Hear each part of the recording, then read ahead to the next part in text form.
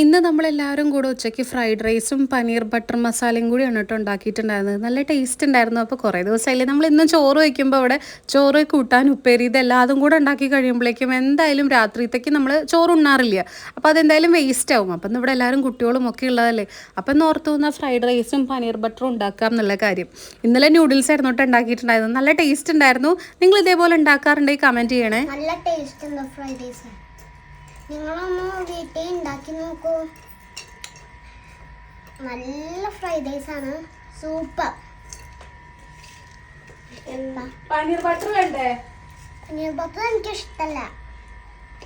എന്താ കൂട്ടി കഴിക്കണേ? സോസ് ഇഷ്ടാണോ? ആ, അത് നല്ല ഇഷ്ടം.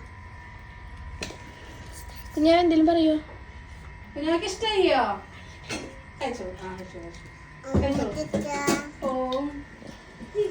കുറച്ച് പേര് ചോദിച്ചിട്ടുണ്ടായിരുന്നു ഈ ഒരു ലിപ്സ്റ്റിക്കിൻ്റെ ഷെയ്ഡ് ഏതാണെന്നുള്ളത്. ഇത് മാൾസിൻ്റെ ആണ് കേട്ടോ. എല്ലാവർക്കും അഫോർഡ് ചെയ്യാൻ പറ്റുന്ന റേഞ്ചാണ്. ഒരു പീച്ച് കളറാണ്. ഇത് ഇട്ട് കഴിഞ്ഞാൽ നമ്മുടെ മുഖം ഭയങ്കര ഒരു ബ്രൈറ്റ്നെസ് തോന്നും, നല്ലൊരു വെളുപ്പൊക്കെ തോന്നും കേട്ടോ. നല്ല രസമാണ് ഇത് ഇട്ട് കഴിഞ്ഞാൽ തന്നെ. ഞാൻ എന്തായാലും ലിങ്ക് റൈറ്റ് സൈഡിൽ മേലെ ടാഗ് ചെയ്ത് കൊടുക്കാം. അഫോർഡബിൾ പ്രൈസ് ആണ് കേട്ടോ.